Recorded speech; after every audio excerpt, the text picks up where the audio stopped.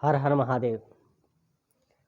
इस बार 10 नवंबर 2023 को धन त्रयोदशी का पर्व होगा और जैसा हम मानते हैं कि धन त्रयोदशी के दिन सोना, चांदी, पीतल इत्यादि के बर्तनों को खरीदना बहुत शुभ माना जाता है और इस दिन स्वर्ण के, चांदी के जो आभूषण हैं, जेवर हैं, वह भी बनाए जाते हैं, खरीदे जाते हैं।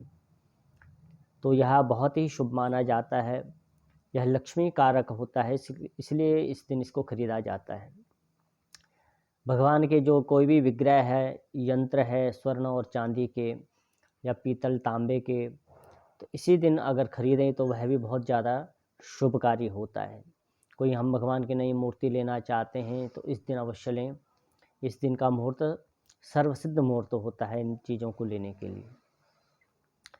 दूसरा, धन त्रयोदशी के दिन आपको नए नए वस्त्र, भगवान के आभूषण वस्त्र या किसी भी पर्व के लिए, त्यौहार के लिए या किसी भी कार्य के लिए अगर हमको वस्त्र नहीं खरीदने हों तो इस दिन ही खरीदना ज़्यादा शुभकारी माना गया है।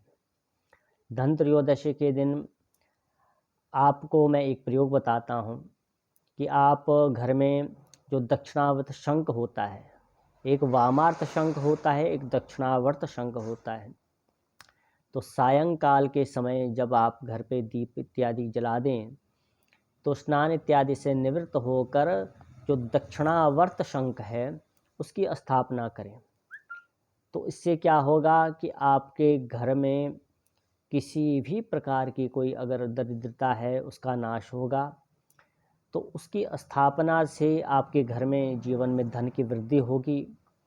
दक्षिणावर्त शंख की स्थापना से व्यापार की वृद्धि होती है, धन की वृद्धि होती है, धन का आगमन होने लग जाता है। तो आपने क्या करना है, दक्षिणावर्त शंख लाना है। तो इसके दो प्रकार के प्रयोग हैं। एक तो प्रयोग ये है कि आप उस दक्षिणावर्त शंख को जल से भर दें। उस जल में आप या कोई सोने का या चांदी का सिक्का डाल दें और एक तुलसी का पत्ता डाल दें और एक बूंद उसमें शुद्ध इत्र की डाल दें और इसकी स्थापना कर दें। उस पर गंध, अक्षत, तिलक इत्यादि कर दें, धूप दीप दें और भगवती माता लक्ष्मी का ध्यान करके आप उसके सामने अपने मंत्र का जप कर दें। कोई भी लक्ष्मी मैया का मंत्र हो, भगवती का मंत्र हो, भगवान विष्णु का मंत्र हो, तो इसका जप कर सकते हैं उसके आगे। तो जो भी आप उसके आगे उसको रख के जो भी जप तप इत्यादि करेंगे तो इससे आपके घर में धन की वृद्धि होने लगेगी। दूसरे दिन जैसे आज आपने उसको जल को रख दिया और दूसरे दिन उस जल का जो प्रोक्षण है, छिड़काव है, पूरे घर पे कर दें। दूसरे दिन पुनः नया जल भर के उसमें रख दें। देखो, एक तो उससे जब आप जल का प्रोक्षण करेंगे तो उसके प्रोक्षण से किसी भी प्रकार की जो नेगेटिविटी है उसका दमन होगा, उसका नाश होगा। दूसरा कहा गया है शास्त्रों में कि दक्षिणावर्त शंख के जल से हम जब घर को सींचते हैं, छिड़काव करते हैं, तो वास्तु का भी जो वास्तु दोष है उसका भी शमन होता है। किसी भी प्रकार की कोई छल छाया इत्यादि घर पे है, नज़र इत्यादि का दोष है, उसके जल के छिड़काव से वह दोष भी दूर हो जाता है। दक्षिणावर्त शंख का इतना ज़्यादा प्रभाव है। और एक और प्रयोग कि अगर आप जल नहीं भरना चाहते तो जो चावल होते हैं, चावल टूटे नहीं होने चाहिए, खंडित नहीं होने चाहिए, जो साबुत चावल होते हैं उन साबुत चावलों से भी आप दक्षिणावर्त शंख में उसको भर के रख सकते हो और उसके ऊपर आप कोई सिक्का रख सकते हो, सोने या चांदी का। और उस चांदी के सिक्के के ऊपर आप थोड़ा सा इत्र का लगा दें और दक्षिणावर्त शंख पे भी इत्र लगा के आप वहाँ पे रख दें। जब आप चावलों से भर देंगे शंख को तो आपने क्या करना है, उसमें 11 जो सिप्पियाँ होती हैं, जो कौड़ियाँ जिसको कहते हैं, तो ज़्यादा 5 जो कौड़ियाँ हैं उसमें शंख के चावलों के ऊपर 5 कौड़ियाँ आप रख दें, ठीक है। और एक सोने या चांदी का सिक्का रख दें और आप इत्र लगा दें। ठीक है, मात्र इतने करने मात्र से, जैसे आप जल रोज़ बदलना पड़ता है जल में, लेकिन इसको रोज़ बदलने की आवश्यकता नहीं है। हर महीने की संक्रांति को या पूर्णमासी को आपने इसके जो चावल हैं वह बदल सकते हैं, फिर नए चावल भर के रख देने हैं, फिर से उन चावलों में सिक्का रख देना है। तो धन त्रयोदशी के दिन दक्षिणावर्त जो शंख है उसकी स्थापना, उसमें जो मैंने आपको ये प्रयोग किया है, इसी प्रकार से आपने उसकी, ये सामान्य विधि है शंख को रखने के लिए। शंख खाली नहीं रखना, तो ये इसका विशेष ध्यान रखना है कि जो भी शंख दक्षिणावर्त आप घर पे रखेंगे तो उसको खाली नहीं रखना, या तो जल से भर देना है या तो चावल से उसको भर देना है। धन त्रयोदशी के दिन दक्षिणावर्त शंख की स्थापना से कई प्रकार के लाभ प्राप्त होते हैं। सबसे बड़ा लाभ ये होता है कि धन की वृद्धि होने लग जाती है, लक्ष्मी मैया की कृपा होने लग जाती है, कारोबार में वृद्धि होने लग जाती है, वास्तु दोष समाप्त होने लगता है, घर की जो नकारात्मक शक्तियां हैं वह दूर होने लग जाती हैं। तो इसके बहुत ज़्यादा लाभ शास्त्रों में बताए हैं।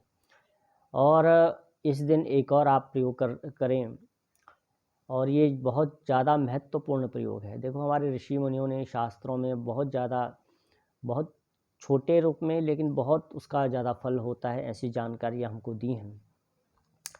तो धन त्रयोदशी के दिन प्रायः मैंने देखा कि बहुत लोग कम करते हैं, लेकिन करना चाहिए कि धन त्रयोदशी के दिन सायंकाल के समय, प्रदोष काल के समय या रात्रि के समय हमको अपने घर के मुख्य द्वार पर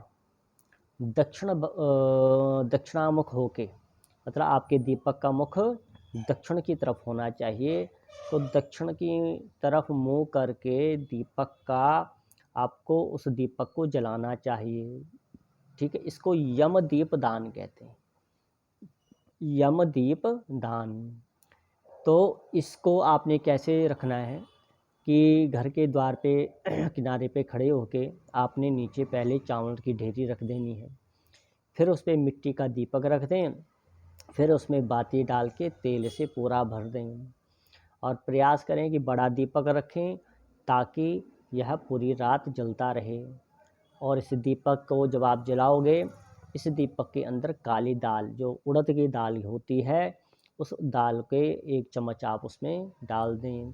फिर इस दीपक में थोड़ा तिलक कर दें, थोड़ा चावल डाल दें, थोड़ा पुष्प डाल दें, और धर्मराज यमराज जी का ध्यान कर दें कि हे धर्मराज, हमारे घर में, हमारे परिवार में जितने भी सदस्य हैं, चाहे हमारे पुत्र है, पुत्री है, पत्नी है, माता पिता हैं, हम हैं, तो पूरे परिवार की आप रक्षा करना।